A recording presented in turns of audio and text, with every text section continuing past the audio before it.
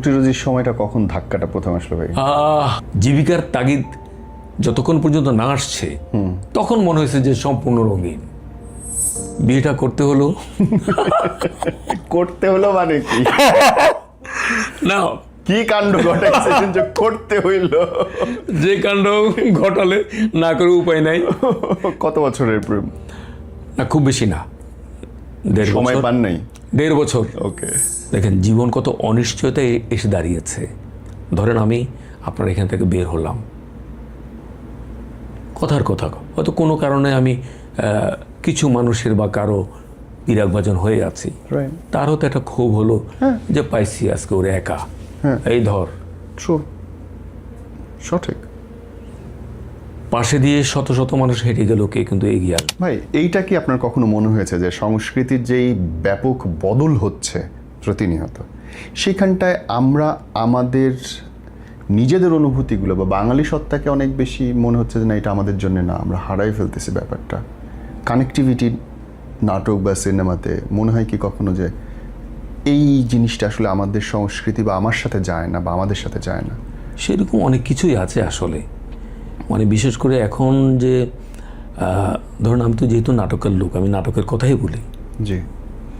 এখানে মনে করেন যে আমাদের যেভাবে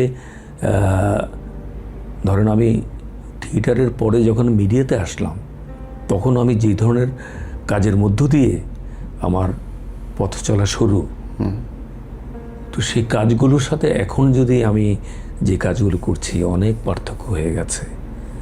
আমাদের সংস্কৃতির অনেক কিছু হয়তো উলটপালট হচ্ছে, কিন্তু সংস্কৃতি বোধের জায়গাটায় পরিবর্তন আছে অনেক, যেটা এখন মনে করেন যে অনেক কিছু আমাদের মেনে নিয়েও কাজ করতে হয়।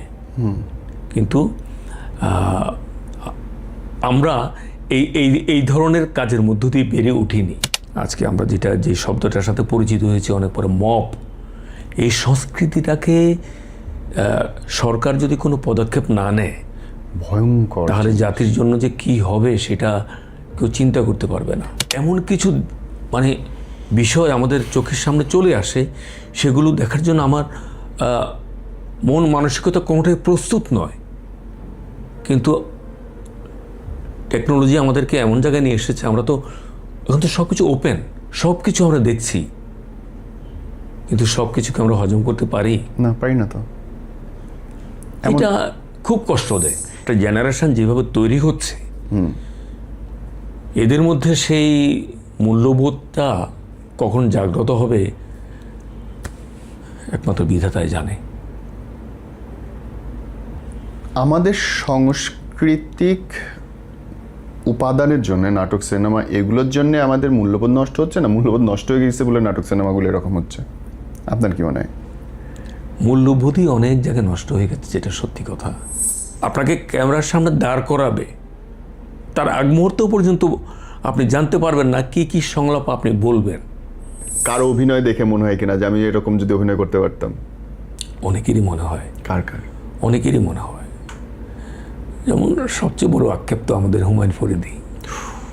উফ, আমি দেখি বসা আছে মামুনুর রশিদ, নাজমা নোয়ার, আরে বাপ, আজিজুল হাকিম, ওস্তাদ, এবং আরো কয়েকজন সিনিয়র ভাই। আমি তো আজিজুল হাকিম ভাই কি তখন ইয়েতে দলে আমাদের অনেক সিনিয়র। ওকে, অনেক আজিজুল হাকিম ভাই কি এখনো মনে হয় যে আমাদের সমবয়সী?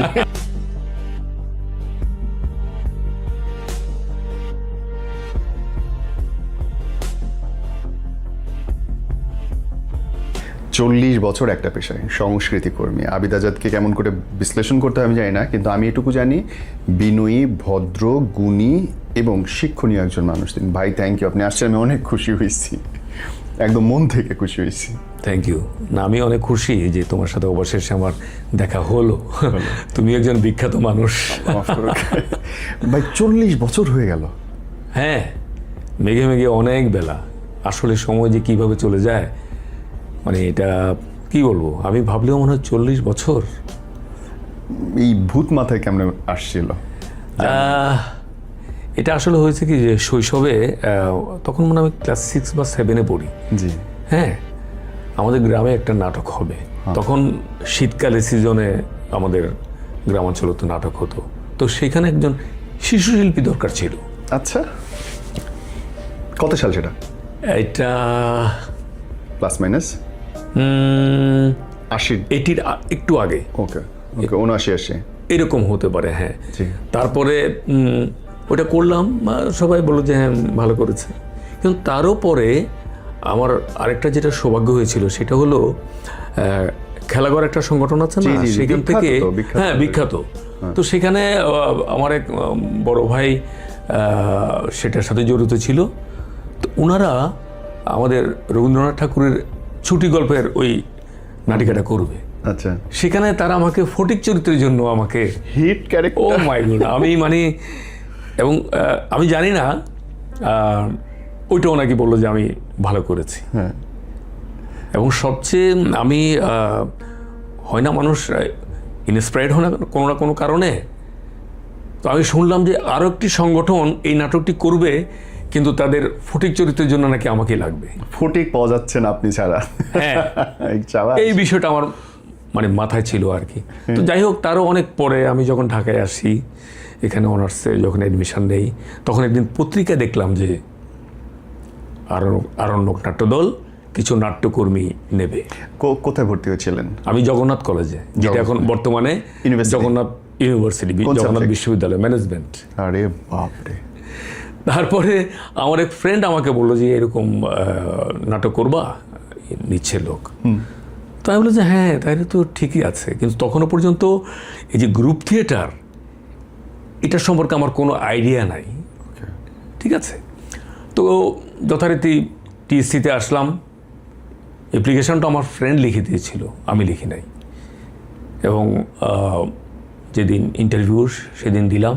তা আমার তো এটা কোনো চাকরির ইন্টারভিউ না, আমার যা মনে হয়েছে ভুলভাল মধুসূদনের কবিতা আবৃত্তি করতে দিছে, আমি মনে করি যে নিজের মতো করে দেওয়া হয় আর কি। তো যাই হোক, কিন্তু আমি যেটা অবাক হয়েছি যে ততক্ষণ পর্যন্ত আমি অতটা ডিটেলস জানতাম না কারা কারা এই সংগঠনের সাথে আছে। ওকে, আমি দেখি বসা আছে মামুনুর রশিদ, নাজমা নোয়ার, আরে বাপ, আজিজুল হাকিম ওস্তাদ। এবং আরো কয়েকজন সিনিয়র ভাই। আমি তো আজিজুল হাকিম ভাই কি তখন ইয়েতে দলে? দলে আমাদের অনেক সিনিয়র, ওকে। অনেক আজিজুল senior। হাকিম ভাই কি এখনো মনে হয় যে আমাদের সমবয়সী? সেটাই। তারপরে আমি ওইটা থেকে একটু মানে ঘাবড়ে গেলাম। ভাবলাম যে আইরি, এটা তো তাহলে অনেক বড় নাট্যদল। তারপরে দিলাম, ইন্টারভিউ হলো। পরে আমি আর ওইটা জানার জন্য অতটা খবরও নিচ্ছিলাম না, কবে হবে, হইলো না হইলে নাই। তা আমার ফ্রেন্ড এসে আমাকে পিঠের থাপ্পড় মেরে দিয়ে বললো ইয়েতে ক্লাসে, এই দোস্ত তুমি হয়েছে, আমি তো হই না, আমি টিকি নাই। আমি যে কী বলো, আমি টিকছি? হ্যাঁ, তুমি টিসি থেকে দেখো তোমার নাম আছে। তারপরে দেখি যে 30 জনের তালিকায় 6 নম্বরের দিকে আমার নাম। আরে বাপরে। কিন্তু তখন কিছুটা পুলকিত। কিন্তু মজার ব্যাপার হয়েছে, পরে যখন আমাদের কর্মশালা শুরু হলো, কর্মশালা যেহেতু আমি দেরি করছি, তখন তো ওই টাইমিং, রেগুলারিটি, সিনসিয়ারিটি অতটা মাথায় ঢোকে নাই, যেটা সত্যি কথা। তো গেমস রুমের ভিতরে সবাই গোল হয়ে বসে আছে, আমি সম্ভবত ঘন্টাখানিক লেট করে ফেলছি। তো বন্ধ, ঢুকবো কি ঢুকবো না এদিক ওদিক করতেছি, তখন ভিতর থেকে কেউ একজন খেয়াল করছে।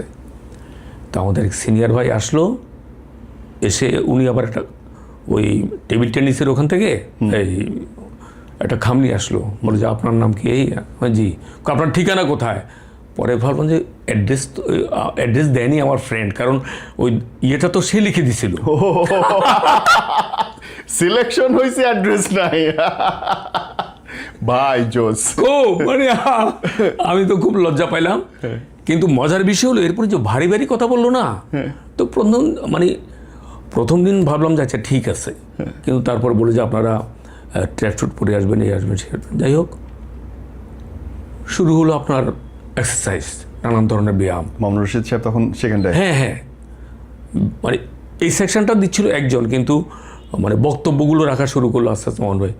তখন আমি ভাবলাম যে দূর, মানে থিয়েটার করতে আসি, ওগুলো কী কয় না কয়, আবার এই পরিশ্রমে তো ভালো লাগে না, বুঝছেন? মানে হঠাৎ করে এরকম মানে থিয়েটার করতে গেলে যে এরকম আপনার নানান ধরনের এক্সারসাইজ করতে হবে, সেগুলো তো পরে মানে আমরা বুঝেছি যে শরীরটাকে ফিট রাখার জন্য একজন অভিনেতার কী কী প্রয়োজন আছে, কী কী জরুরি। জি। তারপরে ভাবলাম যে ছেড়ে দেবো, কিন্তু ওই যে এর মধ্যে কিছু বন্ধু হয়ে গেল না, তারা বলছে না না থাক, দেখ মানে ভালো নাট্যদল থাক, এই জড়িয়ে গেলাম। ওহো ভাই, এত দীর্ঘ সময় ধরে 40 বছরের জার্নি, শুরুতে একবার চিন্তা করছিলেন ছেড়ে দেবো, হ্যাঁ শিওর। এর মধ্যে কি কখনো কখনো মনে হয়েছে আর না যথেষ্ট হয়েছে? তবে না, দীর্ঘদিন একটা উন্মাদনা ছিল। মনে করেন ছাত্র জীবনে যেটা সত্যি কথা, যে জীবিকার তাগিদ যতক্ষণ পর্যন্ত না আসছে তখন মনে হয়েছে যে সম্পূর্ণ রঙিন। খুব কঠিন জায়গায় হাত দিয়েছে একদম, যেটা সত্যি কথা।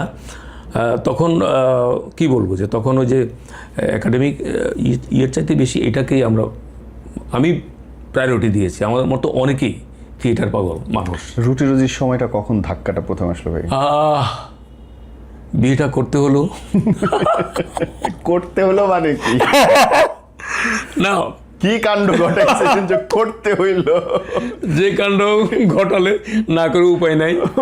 কত বছরের প্রেম? না খুব বেশি না, সময় পান নাই? 1.5 বছর। ওকে। তখন তো মোটামুটি ম্যাচুরিটি এসে গেছে। ওই আলাপটাই ছিল যে এরকম এখন আর শুধু প্রেমে হবে না, একটু চিন্তা করে। হ্যাঁ সেটাই আর কি। তো যাই হোক, যেটা হয় কম বেশি সবার জীবনে, আমার জীবনে তাই ঘটলো। এখন বেকার ছেলের কাছে তো মেয়ে দিবে না, দেওয়া উচিত না, যেটা সত্যি কথা। পরে আমি একটি বিজ্ঞাপনী সংস্থায় একটা চাকরি নিলাম, মিডিয়া এক্সিকিউটিভ। আমাদের দলেরই এক বড় ভাই, আমি বললাম যে ভাই বিয়ে শাদী করতে হবে, প্রেম তো চালাচ্ছি, সবই ঠিক আছে, কিন্তু কিছু তো একটা লাগবে। ঠিক আছে। তখন কি আপনি টিভিতে কাজ করেন?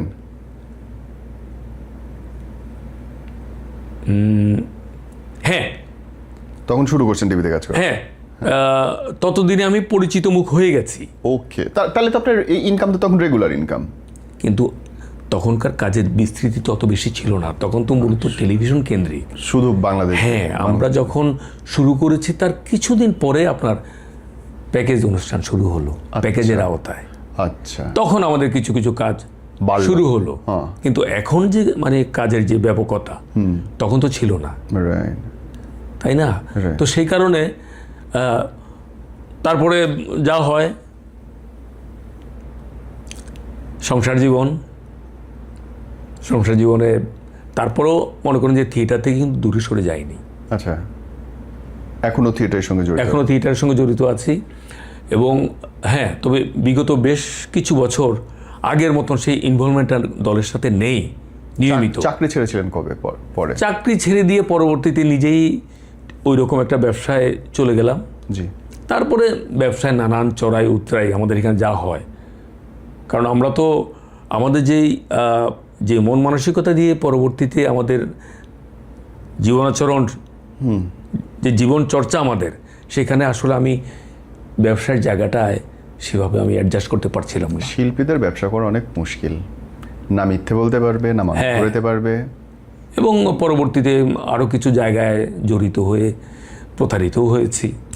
এই সব কিছু মিলিয়ে আর কি আমার কাছে পরবর্তীতে মনে হলো যে না, এটা আসলে আমার জন্য নয়। ভাই, এইটা কি আপনার কখনো মনে হয়েছে যে সংস্কৃতির যেই ব্যাপক বদল হচ্ছে প্রতিনিয়ত, সেখানটায় আমরা আমাদের নিজেদের অনুভূতিগুলো বা বাঙালি সত্তাকে অনেক বেশি মনে হচ্ছে যে না, এটা আমাদের জন্য না, আমরা হারাই ফেলতেছি ব্যাপারটা? কানেক্টিভিটি নাটক বা সিনেমাতে মনে হয় কি কখনো যে এই জিনিসটা আসলে আমাদের সংস্কৃতি বা আমার সাথে যায় না, বা আমাদের সাথে যায় না? সেরকম অনেক কিছুই আছে আসলে। মানে বিশেষ করে এখন যে ধরুন, আমি তো যেহেতু নাটকের লোক, আমি নাটকের কথাই বলি। জি। এখানে মনে করেন যে আমাদের যেভাবে ধরেন আমি থিয়েটারের পরে যখন মিডিয়াতে আসলাম, তখন আমি যে ধরনের কাজের মধ্য দিয়ে আমার পথ চলা শুরু, তো সেই কাজগুলোর সাথে এখন যদি আমি যে কাজগুলো করছি, অনেক পার্থক্য হয়ে গেছে। আমাদের সংস্কৃতির অনেক কিছু হয়তো উলটপালট হচ্ছে, কিন্তু সংস্কৃতি বোধের জায়গাটায় পরিবর্তন আছে অনেক, যেটা এখন মনে করেন যে অনেক কিছু আমাদের মেনে নিয়েও কাজ করতে হয়। কিন্তু আমরা এই এই এই ধরনের কাজের মধ্য দিয়ে বেড়ে উঠিনি। জিনিসটা কঠিন হয় না নেওয়া আপনার জন্য? সামটাইম। আপনার কি কখনো ভাই এটা মনে হয় যে ধরেন মানুষ যেটা খাচ্ছে সঠিক চলতি ভাষায় বা যেটা ভিউ হচ্ছে সেটা খাচ্ছে, এবং মানুষ যেটা দেখতে চাচ্ছে সেইখানটায় নীতিবোধ, বিবেক নাকি পেশা মিলান কেমনে, কোনটা উচিত? আমি চেষ্টা করি, মনে করেন যে আমরা তো একজন অভিনয় শিল্পী, একজন শিল্পী হিসাবে আমারও তো কিছু দায়বদ্ধতা আছে সমাজের প্রতি, রাষ্ট্রের প্রতি। সেই জায়গাটা আমি কম্প্রোমাইজ করতে চাই না। আমি বহু জায়গায় প্রতিবাদ করেছি, বহু জায়গায় প্রতিবাদ করেছি, এবং চেষ্টা করি যে সমস্ত জায়গাগুলোতে এই ধরনের কাজ হয় সেগুলোকে এড়িয়ে চলতে। তবে এটাও বাস্তবতা যে আজকে যেহেতু এটা আমার পেশায়, তো সেই জায়গাটায় আমাদের জীবিকার জন্যে আমরা অনেক সময় এরকম কিছু কিছু কাজের সাথে যুক্ত হয়ে যাই। এটাও আমি অস্বীকার করছি না। আমি জানি যে এই কাজটি মানসম্মত কাজ নয়, কিন্তু পরিস্থিতিটা এমন হয়, আমরা এখনকার সবার কথা বলবো না, অনেকে যে করে, মানে আমাদের নাটকের কথাই বলছি, তো সেখানে আমি যাওয়ার পরে আমি আমাদের পাণ্ডুলিপিটি পাই, স্ক্রিপ্ট। এটা ভয়ঙ্কর না ভাই? আগে আমি পাণ্ডুলিপি পাচ্ছি না, হুট করে চলে যেতে হচ্ছে। তাহলে আপনি ধরেন আমরা যখন শুরু করেছি, আমরা তো 5-6 দিন শুধু আমরা রিহার্সালে দিতাম। অথচ ঘটনা ম্যাক্সিমাম 5 থেকে 7 বছর আগের। না, এটুকু হয়তো অনেক আগের, কিন্তু আমরা তো সেভাবে বেড়ে ওঠা। জি হ্যাঁ, এটা ঠিক যে এখন সব কিছু এত মানে হতে হতে হতে এমন একটা জায়গায় এসে গেছে, এরপরে যে কী হবে আমি আর ভাবতে পারছি না। এখন তো ওদের সিকোয়েন্স বলে দেয় না এরকম ঘটনা ঘটবে। হ্যাঁ, ইভেন এমনও আছে কিছু কিছু নাটক যে আপনাকে ক্যামেরার সামনে দাঁড় করাবে, তার আগ মুহূর্ত পর্যন্ত আপনি জানতে পারবেন না কি কি সংলাপ আপনি বলবেন। ইন্টারেস্টিং। এখন আমি ভাবি যে আমরা তো আসলে অনেক শার্প, স্ক্রিপ্ট ছাড়া নাটক বানিয়ে দিচ্ছি। হ্যাঁ, কিভাবে আমরা পারি? স্ক্রিপ্ট রাইটার আবার একই অ্যাক্টর। হ্যাঁ, পেমেন্ট তো ডাবল হওয়ার কথা ভাই। তো এখন বলেন যে একজন অভিনেতা অভিনেত্রী যে প্রস্তুতি, চরিত্রটা কি, চরিত্রটা সাবটেক্সট, তারপরে তো আনুষঙ্গিক আরও অনেক কিছু আছে। তো সেই জিনিসটা এখন তো আর পাওয়া যায় না ভাই। আমাদের সাংস্কৃতিক উপাদানের জন্য নাটক, সিনেমা, এগুলোর জন্য আমাদের মূল্যবোধ নষ্ট হচ্ছে না? মূল্যবোধ নষ্ট হয়ে গেছে বলে নাটক সিনেমাগুলো এরকম হচ্ছে? আপনার কি মনে হয়? মূল্যবোধই অনেক জায়গায় নষ্ট হয়ে গেছে, যেটা সত্যি কথা আমার মনে হয়।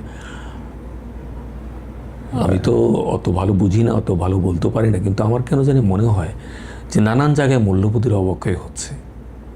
সেটা শুধু যে আমাদের নাটকের জায়গাটা তা নয়। আপনি একটু ভালো করে ভেবে দেখেন যে সমাজের অনেকগুলো জায়গায় নানা ধরনের মূল্যবোধের অবক্ষয়। আগে যে ক্রাইম অপরাধ দেখা যেত এখন না না না, অন্য রকম লেভেলে, এমন একটা লেভেলে মানে পৌঁছে গেছে, মাঝে মাঝে মনে হয় যে কই আছি। হ্যাঁ, আমরা মনে হয় এইসব দেখার আগে যদি এই পৃথিবী থেকে চলে যেতাম তাহলে অনেক ভালো হতো। কারণ এমন কিছু মানে বিষয় আমাদের চোখের সামনে চলে আসে, সেগুলো দেখার জন্য আমার মন মানসিকতা কোনোটাই প্রস্তুত নয়। কিন্তু টেকনোলজি আমাদেরকে এমন জায়গায় নিয়ে এসেছে, আমরা তো এখন তো সব কিছু ওপেন, সব কিছু আমরা দেখছি, কিন্তু সব কিছুকে আমরা হজম করতে পারি না, পারি না। তো এটা খুব কষ্ট দেয়। খুব বিকৃত ঘটনা অনেক বেশি বেশি চোখে পড়ে না ভাই এখন? অনেক বেশি। এবং সাম্প্রতিককালে যে ঘটনাগুলো ঘটছে এগুলো তো মানে কি বলবো, কোনোভাবেই নেওয়া যায় না। মানে মনে হয় যে মানুষ হিসাবে আমরা কোথায় পৌঁছে গেলাম। কি এমন ঘটলো বলেন তো? শ্রদ্ধা, সম্মান, সেই বিষয়গুলো এত তাড়াতাড়ি চলে গেল। লাস্ট 10 বছর কি এমন ঘটলো ভাই? আপনার কি মনে হয় যে এত বদলে গেলাম কেন আমরা? এটা কি প্রযুক্তির বিপ্লব আপনি বলবেন, না বিশ্বায়নের প্রভাব? কারণ আমার কাছে লাগে যে এমন সব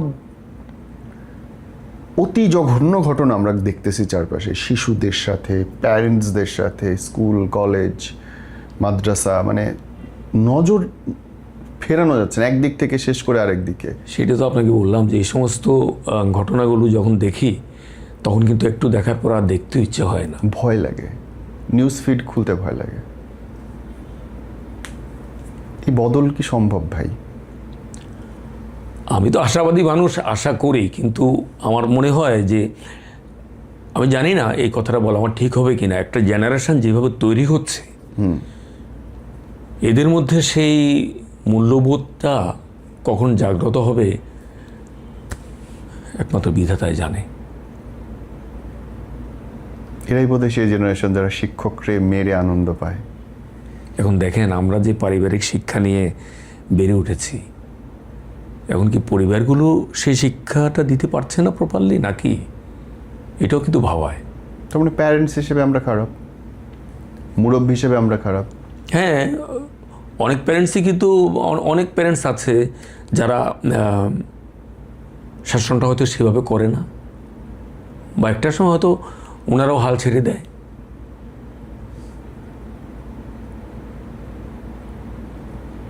তবে এইটা ঠিক যে এরকম ঘটনা এই সাম্প্রতিক কালেই খুব বেশি দেখছি। 5-6 বছর ম্যাক্সিমাম। হ্যাঁ, তবে আমি জানি না আমাদের সরকার এইসব বিষয়গুলো ভাবে কি না, যে আজকে আমরা যে শব্দটার সাথে পরিচিত হয়েছে অনেক পরে, মব, এই সংস্কৃতিটাকে সরকার যদি কোনো পদক্ষেপ না নেয় ভয়ঙ্কর, তাহলে জাতির জন্য যে কি হবে সেটা কেউ চিন্তা করতে পারবে না। 20 জন মানুষ যদি চায় বাংলাদেশের যে কোনো জায়গায় যে কোনো কিছু করা সম্ভব। That's it. 20 জন মানুষ একসাথে থাকবে, সব সম্ভব। কাউরে মেরে ফেললেও কিচ্ছু হবে না। দেখেন জীবন কত অনিশ্চয়তায় এসে দাঁড়িয়েছে। ধরেন আমি আপনার এখান থেকে বের হলাম, কথার কথা, হয়তো কোনো কারণে আমি কিছু মানুষের বা কারো বিরাগভাজন হয়ে আছি, তার হয়তো একটা ক্ষোভ হলো যে পাইছি আজকে ওরে একা, এই ধর। ট্রু, সঠিক। পাশে দিয়ে শত শত মানুষ হেঁটে গেল, কে কিন্তু এগিয়ে আসবে না। সবাই ভিডিও করবে দূর থেকে। হ্যাঁ, ও ভিডিও করে ভাইরাল করে দিবে। আমরা এই জায়গাটায় আছি। আমি দেখছিলাম পদ্মা নদীতে বাস ডুবে গেল, সবাই ভিডিও করতেছে, কেউ একটা মানুষ লাভ দেয় নাই। একদম, একটা মানুষ লাভ দেয় নাই ভাই। তো ও ডুবে গেলে, আমি ডুবে গেলে অন্য মানুষ কেন লাভ দিবে? মানবিকতা কোথায় হারিয়ে গেল, তাই না? অথচ আমার আপনার কিন্তু এরকম অনেক বন্ধু আছে যারা আমাদের জন্য জীবন দিতে পারে, হ্যাঁ, এবং আমরা যাদের জন্য জীবন দিতে পারি। আছে, সৌভাগ্য হয়েছে এরকম কিছু বন্ধু পাওয়ার, সত্যি কথা। আপনার কোথাও কি ভাই মনে হয় যে জীবনের অমুক শিক্ষাটা আমার জীবন বদলায় দিছে, এরকম কিছু আপনার মস্তিষ্কে আছে, স্মৃতিতে আছে, যে এরকম ঘটনার পর থেকে আমি নতুন করে ভাবতে শিখছি? যদি আমাদের সঙ্গে কিছু শেয়ার করেন, কোন ইনসিডেন্ট, অ্যাক্সিডেন্ট, চিন্তা, ফিলসফি। না, আমার এরকম ঘটনার চাইতে সবচেয়ে বড় কথা আমি যেটা বলবো যে আলহামদুলিল্লাহ আমি একটা এত চমৎকার পারিবারিক পরিমণ্ডলে বড় হয়েছি। আমার বাবা মা যে শিক্ষা দিয়েছে এটা আমার জন্য অনেক বড় পাওয়া। পরবর্তীতে আমি যখন নাট্যদলে যোগ দিই, সেখানে যখন মামুনুর রশিদের মতন এরকম একজন প্রজ্ঞাবান মানুষের সান্নিধ্যে আসি, ওনার অনেক কথা মানে মানে একজন মানুষ হিসাবে নিজেকে সমৃদ্ধ করার জন্য যে কথাগুলো হয়তো আমি এখন আপনাকে বুঝিয়ে বলতে পারবো না, ওনার কাছ থেকে দিনের পর দিন শুনেছি, সেগুলো আমাকে অনেক পরিবর্তন করে দিয়েছে। সার্কেল কি মানুষের জীবনে প্রভাব রাখে? তাই আমি অবশ্যই তা বলবো। আমরা যে পরিমণ্ডলে দীর্ঘদিন কাজ করেছি, জি, সেখানে আমাকে প্রথম শিক্ষাটাই আমার কাছে মনে হচ্ছে যে আমি অভিনয় কেমন করব ভালো মন্দ তার চাইতে বড় কথা ভালো মানুষ, আমি একজন মানবিক মানুষ হব। এই যে বিষয়টা, এই বোধটা যখন আমার ভিতরে আসছে, তখন আমি চাইলেও কিন্তু সেরকম এক্সট্রিম লেভেলের কোনো খারাপ কিছু করতে পারবো না। না, বা কোনো মানুষকে, যেমন আমার যেটা শিক্ষা, আমি কোনো মানুষকে হুট করে খারাপ বলতে আমার ইচ্ছে করে না। আমি আগে নিজেকে অ্যাসিস্ট করি। আমি ওনার জায়গায় আমি হলে কি করতাম, এই জিনিসটা আমার মধ্যে কাজ করে প্রচণ্ডভাবে। তো এটা আমার একটা অনেক বড় শিক্ষা মাহমুদের কাছ থেকে। যাকে আমি বিচার করব তার জায়গায় আমি থাকলে কি করতাম? ইয়েস। আরে বাপরে, তাহলে তো সম্ভবই না কাউকে জাজ করা, কারণ আমি জানি না সে কোন পরিস্থিতিতে আছে, কেন করছে। অবশ্যই বিরাট ফাঁদ কিন্তু এটা একটা। ভাই ভাই এরকম কোনো ঘটনা আপনার জীবনে কি আছে যেটা নিয়ে আপনার মনে হয় ইস যদি এরকম না হইতো, এরকম না করতাম? কোনো অনুশোচনা, কোনো কষ্ট? না, একটা জিনিস হয়, সেটা হলো, সত্যি কথা বলি, আমি যদি আর একটু মেধাবী হতাম। না না না না, যেটা সত্যি কথা।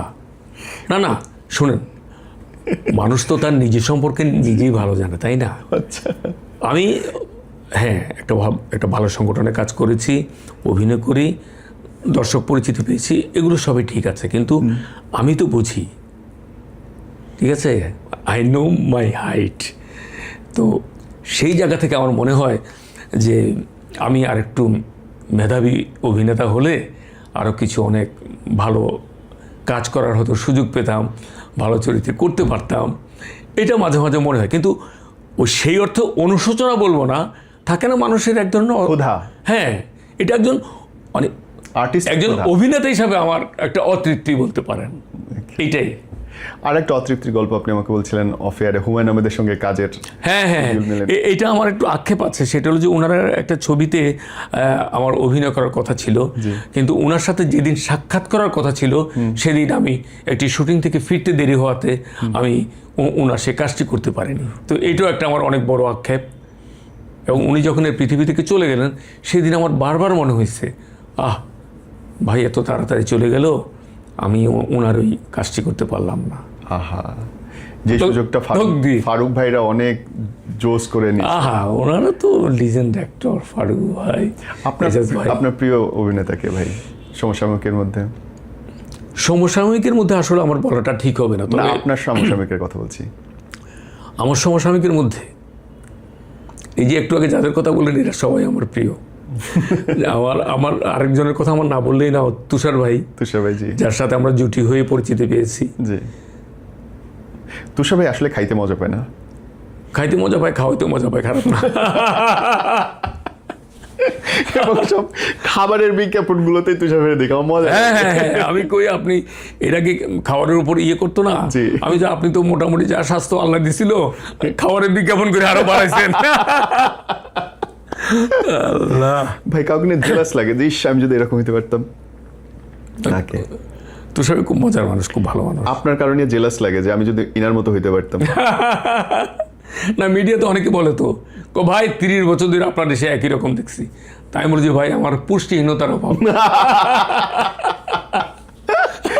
আসলেই কিন্তু ব্যাপারটা এই 40 বছর ধরে একই রকম ফিগার মেইনটেইন করতেছেন। এটা আসলে আমার যেটা মনে হচ্ছে, মানে জেনেটিক থাকে না কিছু বিষয়, জেনেটিক হতে পারে। ওকে।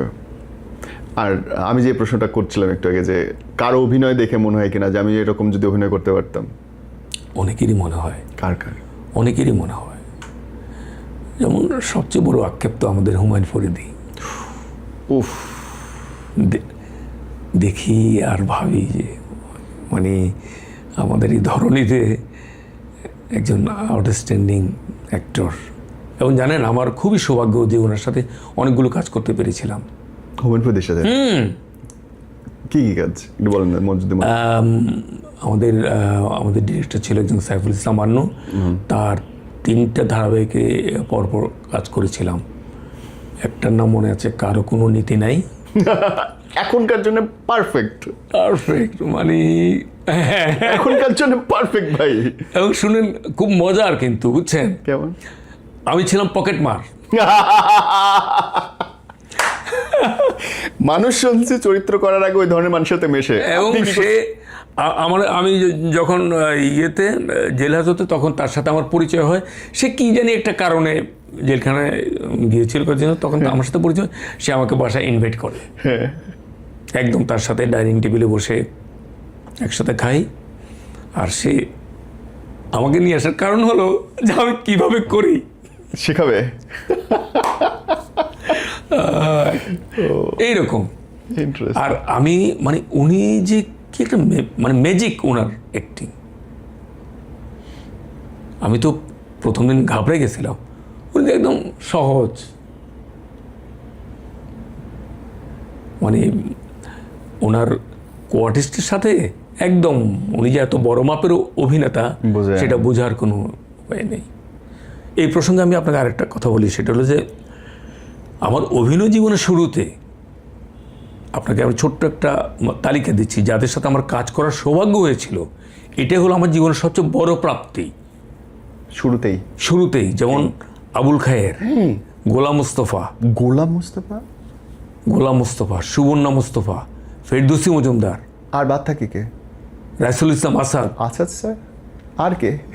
নাই তো, শেষ তো। হুমায়ুন ফরিদি গেল। হ্যাঁ, ফরিদি ভাই তো আছে। তারপরে আমাদের ট্রেনিংই হয়েছে সৈয়দ আহসান আলী সিডনি, আরে আমি ওনার ছেলের ভূমিকা অভিনয় করেছিলাম। আমি এগুলো ভাবলে যে আমার এরকম সুযোগ পাইলাম কেমনে? আমি তো সেই মাপের বলতে, আমি তো সেরকম অভিনেতা না। তবে হ্যাঁ, তবে এই জায়গাটা আমি কৃতজ্ঞ হলো আমাদের মামুন ভাইয়ের কাছে। দল করা তার মানে একটা বড় সাপোর্ট করেছে, দল আমাদের অনেক বড় সাপোর্ট। ভাই অনেকেই বলে যে গ্রুপ থিয়েটার বা থিয়েটার একটা সময় অপচয়, সারাদিন বসে থাকো, স্টেজ করো। না, এটার ব্যাখ্যাটা কি বলতে হয়? না, আমি তো একেবারেই তা মনে করি না। যেমন আপনাকে একটু আগে বলেছিলাম যে আমি পরিবারের বাইরে যে শিক্ষাটা পেয়েছি সেটা আমি থিয়েটার থেকে পেয়েছি। এবং থিয়েটার থেকে ওই শিক্ষাটা পেয়েছি বলেই আমি মনে করি যে আমি মানসিকভাবে অনেক সমৃদ্ধ একজন মানুষ। সুন্দর কথা। ঠিক আছে, আমার টাকা পয়সা না থাকতে পারে, কিন্তু মন মানসিকতার দিক থেকে মানে থিয়েটার করে যে শিক্ষাটা আমরা পেয়েছি। আর গ্রুপ থিয়েটার চর্চা তো শুধু বিনোদন না, তাই না? আমরা তো একটা মেসেজ দিই, সঠিক, তাই না? সমাজকে, রাষ্ট্রকে আমরা তো একটা মেসেজ দিই। এবং আপনাকে বললাম না যে খুব ভালো লাগতো কি কারণে, যে যখন ভাবলাম যে এরকম একটা সাংস্কৃতিক কর্মকাণ্ডের সাথে আমি ইনভলভ আছি, ওইটা আমরা একটা আন্দোলনই মনে করেছি। তো এইটা আমার কাছে মনে হয়েছে অনেক বড় একটা ব্যাপার।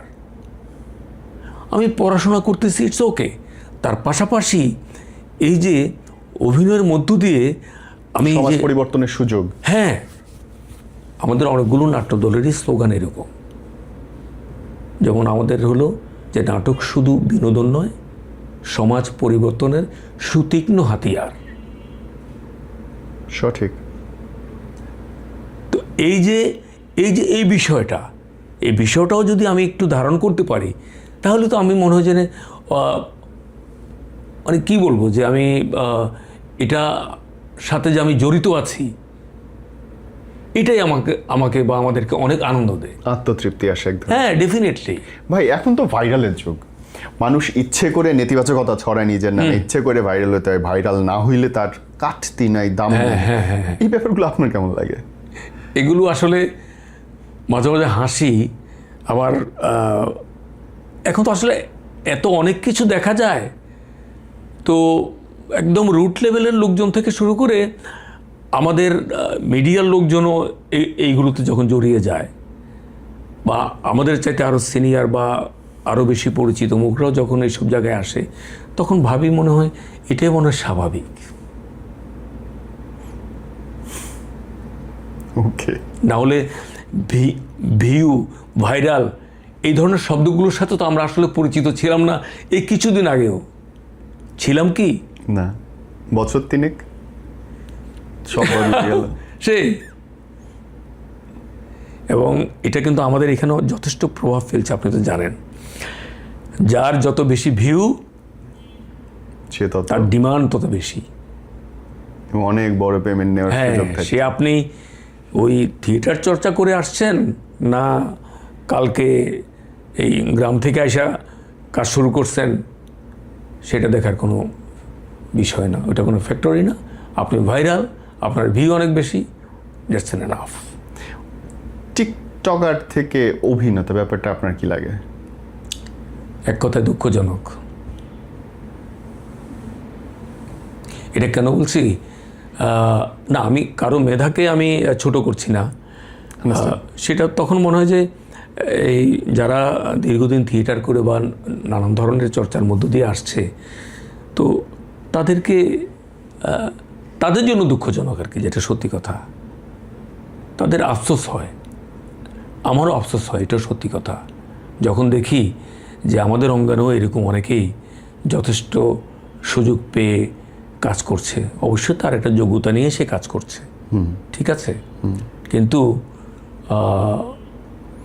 আপনি অন্য 10 জন যথেষ্ট যোগ্যতা সম্পন্ন লোক কিন্তু সেই সুযোগটা সেইভাবে পাচ্ছে না, তখন আহত হই। এরা কি দিন শেষে টিকে থাকে? এটা একটা বিষয়, আসলে এটা একটা বিষয়। এখন তার যদি সেই রকম মেধা থাকে, সে যদি এর মধ্য দিয়ে শিখে যদি একটা পর্যায়ে যায়, সেটা হতে পারে। খুব বাজে একটা প্রশ্ন করতে চাই ভাই। সংস্কৃতি অঙ্গনের বেশ কিছু বাজে ঘটনা কয়েক বছর ধরে অনেক আলোচিত। আমাদের পরিচিত মানুষদের ব্যক্তি জীবনের ঘটনাগুলো খুব প্রভাব রাখে। এখানে কি শিল্পীদের দায়বদ্ধতার কোনো কমতি আছে মনে হয় ভাই? আমারও তো মনে হয়, কেন জানেন? কারণ এই শিল্পীরা যারা সাধারণ মানুষের ভাবে তাদের গ্রহণযোগ্যতাটা তো অন্যরকম। তো যখন তারা এই ধরনের ঘটনাগুলো তাদের ব্যক্তি জীবনে, পারিবারিক জীবনে দেখে, তখন তাদের মনে তো এক ধরনের বিরূপ ধারণা ওই শিল্পীদের সম্পর্কে আসে, এবং তারা এটা অলরেডি আমরা এই ধরনের বহু ঘটনায় আমাদের দর্শকদের মনে একটা অন্যরকম প্রভাব বিস্তার করেছে, এখনও করে যাচ্ছে। এটা খুবই স্বাভাবিক। আপনি যখন দেখবেন যে আপনার একজন প্রিয় শিল্পী এই ধরনের ঘটনাগুলোর সাথে জড়িত আছে, তখন তো আপনি মানসিকভাবে আশাহত হবেন, তাই না? তো কেন আমরা এত বেশি করছি দেখতে? তো হ্যাঁ, এখন সেই জায়গাটাও যেটা বললাম যে একজন শিল্পীরও তো একটা দায়িত্বের জায়গা আছে, তাই না? কেন পিছলায় ভাই? এটার জবাব কীভাবে দেবো বলেন? আপনার পর্যবেক্ষণ কি বলে?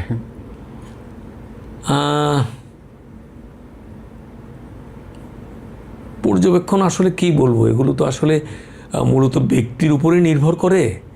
কিন্তু আমার কাছে মনে হয় যে জীবনাচরণে আমার মনে হয় যে শিল্পীদের আরও একটু সংযত হওয়া দরকার আছে, এবং একটু আড়ালেরও দরকার আছে।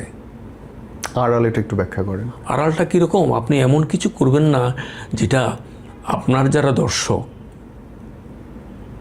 বা শুধু ওই কথা চিন্তা করে নয়, আমি ওভারঅল যদি বলি, সমাজে সবার কাছে আপনি কেন হেয় প্রতিপন্ন হবেন, বা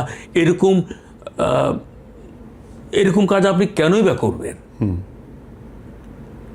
সঠিক, তাই না? সঠিক। এটাই আমার মনে হয় এই বিষয়গুলো নিয়ে। আপনার কি কোথাও মনে হয় যে নেশা বা উচ্ছৃঙ্খলা প্রচণ্ডভাবে আমাদের বাড়ছে চারদিকে? হ্যাঁ, এটাও অস্বীকার করার কোনো উপায় নাই। বিগত অনেকগুলো বছর, বেশ কয়েক বছর ধরেই এগুলো অনেক অনেক বেড়েছে, অনেক। এবং এটার কারণে মনে করেন যে সমাজে নানানভাবে ক্ষতিগ্রস্ত হচ্ছে, নানানভাবে। তার তো নজির আমরা বিভিন্নভাবে দেখতেই পাচ্ছি, খুব বাজেভাবে দেখছি। ভাই, মন ঠান্ডা রাখার জন্য কি করেন? আপনি নিজেকে পরিচর্যা করেন কেমন করে? আপনি যে শীতল ঠান্ডা, এটা কেমন করে? এটা আসলে আমার মনে হয় যে এক একজনের এক এক রকম প্র্যাকটিস। আমি যেটা করি, কোনো সুন্দর মুহূর্তের কথা ভাবার চেষ্টা করি, বা যেই কারণে আমার মনটা খারাপ, সেটা আসলে কতটুকু আমার খারাপ লাগছে কি মানে সেটাকে গুরুত্ব না দেওয়ার চেষ্টা করি আর কি, একটু মাইন্ড ডাইভার্ট করার চেষ্টা করি, কোনো ভালো বইয়ের কোনো কিছু কথা মনে করার চেষ্টা করি, এরকম করে আর কি। এটা আমার নিজেরই এক ধরনের প্র্যাকটিস, সোজা কথা। মানে মন খারাপ হইলে খুব ভালো ভালো স্মৃতিগুলো মনে করে। হ্যাঁ। ওকে, প্রবলেমে পড়লে উঠে আসেন কি কেমন করে, কোনো মানসিক দ্বন্দ্ব বা ডিপ্রেশন? চেষ্টা করি শেয়ার করে বিষয়টা একটু হালকা করার জন্য। সুন্দর কথা বলছি। বুকের ভেতরে জমে থাকলে তো পাহাড় হয়ে যায়। আপনি তবে হ্যাঁ, নির্ভরযোগ্য জায়গায় বলতে হবে, তাহলে হিতে বিপরীত হয়। হিতে বিপরীত, কারণ আমাদের স্বভাব তো তাই। জি, আপনি একটা জায়গায় দুর্বলতা প্রকাশ করবেন, আপনারটা পেয়ে বসবে। একদম একদম। তো সুতরাং আমাদের মনে হয় এরকম কিছু আমাদের বন্ধু থাকা প্রয়োজন, কিছু আত্মীয় স্বজনও থাকা প্রয়োজন, যেখানে গেলে আপনার এই একটা জায়গা থাকে যেখানে আপনি বিষয়গুলো, হ্যাঁ, কথা বলার একটা জায়গা থাকা দরকার প্রত্যেকেরই। ভাই, একটা বললেন হুমায়ুন আহমেদ স্যারের কথা, একজন নারী চরিত্রের মধ্যে এরকম কেউ আছে যাকে পর্দায় বা কাজ করতে গিয়ে খুব মুগ্ধতা কাজ করছিল? একটু দুষ্টু প্রশ্ন, সরি। না না, আমি এই প্রসঙ্গে একটা কথা বলি, যেমন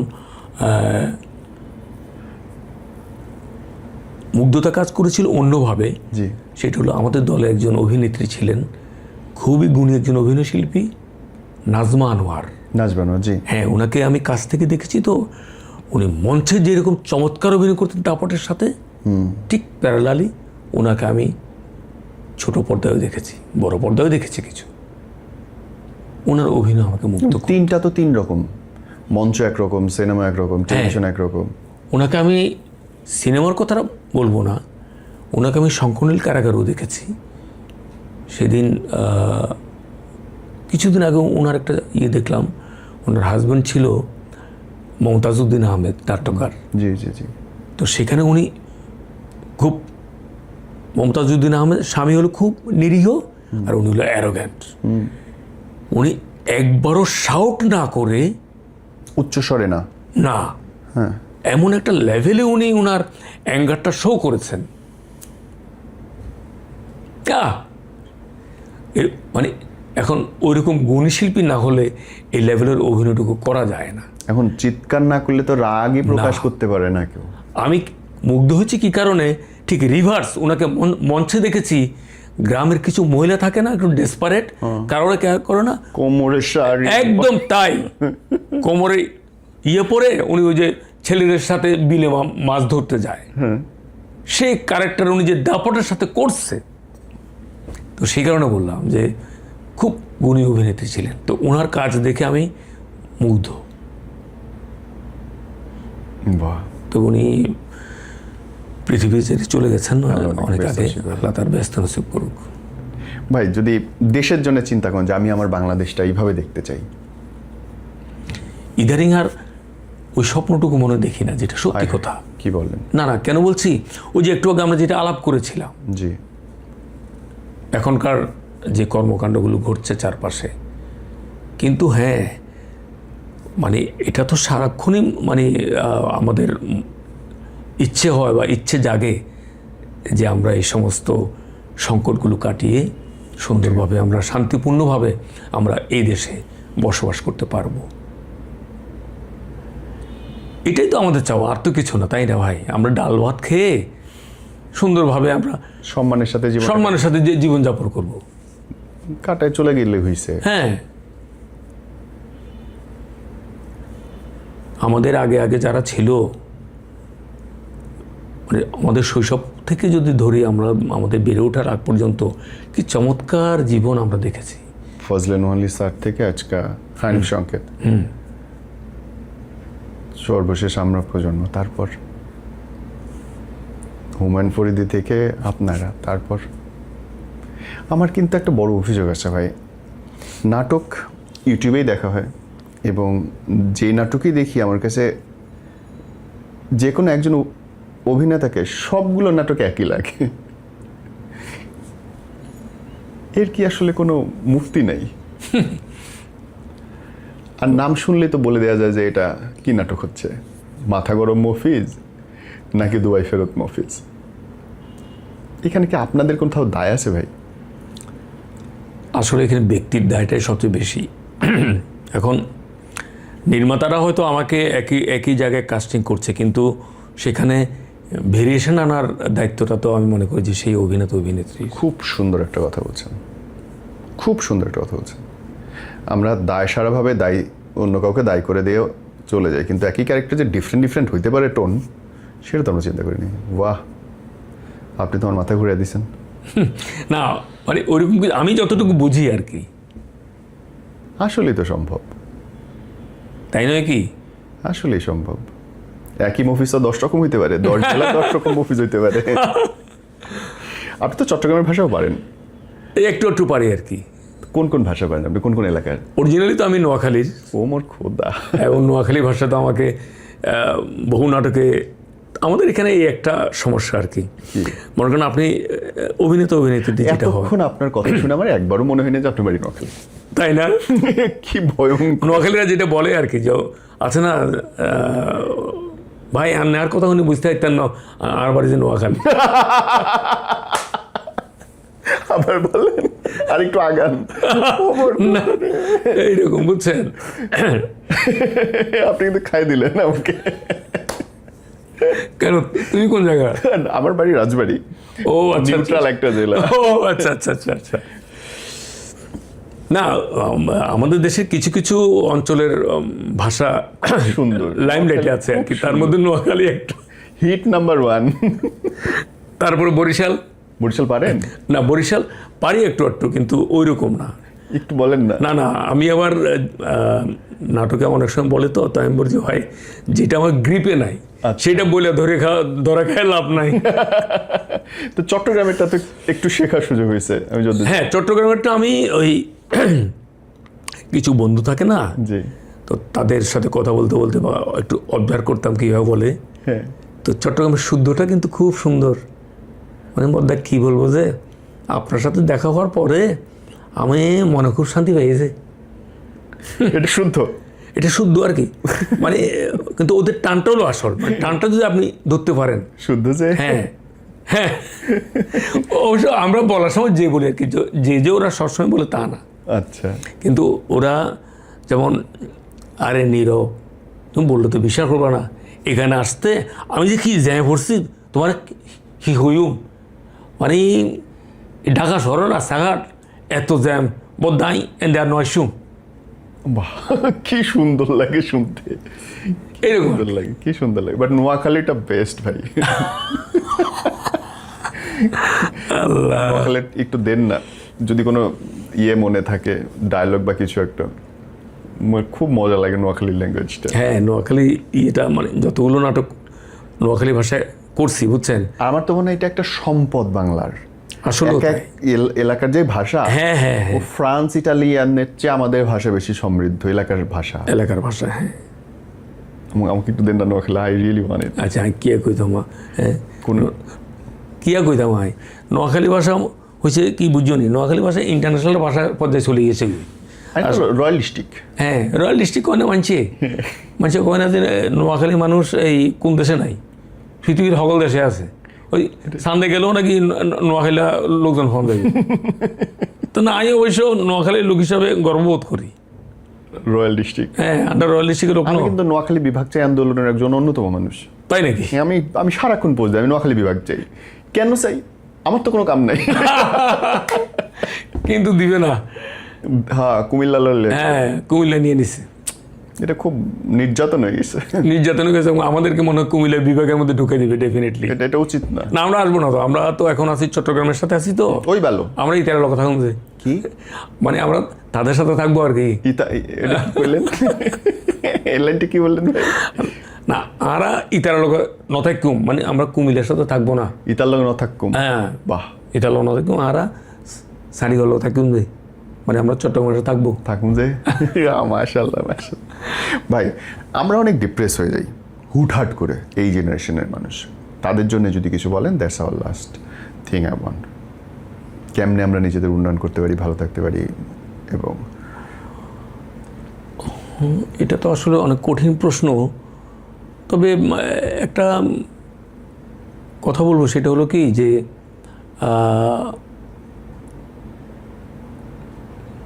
প্রতিটা মানুষ তো পড়ালেখা করে চাকরি করতে চায়, তার হ্যাঁ জীবন কীভাবে সেই স্বপ্ন দেখে আস্তে আস্তে বড় হয়। তো সেই জায়গাটায় আমার মনে হয় যে আমাদের এই জেনারেশান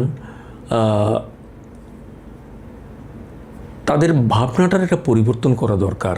এখন এই যে আমাদের এই সময়ের যে জেনারেশান নানান ধরনের অপকর্মের মধ্যে দিয়ে যাচ্ছে, সবাই তো আর যাচ্ছে না, ঠিক আছে, কিন্তু আমরা যেটা চাই যে একটা ভালো জেনারেশান তৈরি হোক আস্তে আস্তে, একটা শিক্ষিত মেধাবী ভালো মন মানসিকতার জেনারেশান তৈরি হোক। একজন সাধারণ মানুষ হিসাবে আমার এটাই প্রত্যাশা। আর আমরা আমাদের জন্য যদি কোনো পরামর্শ বা সৎ উপদেশ থাকে? কাদের জন্য? আমাদের জন্য, আপনাদের পরবর্তী প্রজন্মের জন্য। এটাই আমরা মানে সমাজের জন্য এমন কিছু যাতে আমরা না করি এটা সমাজের ক্ষতি হয়, শুধু সমাজ না দেশেরও ক্ষতি হয়, এমন কিছু আমরা না করি।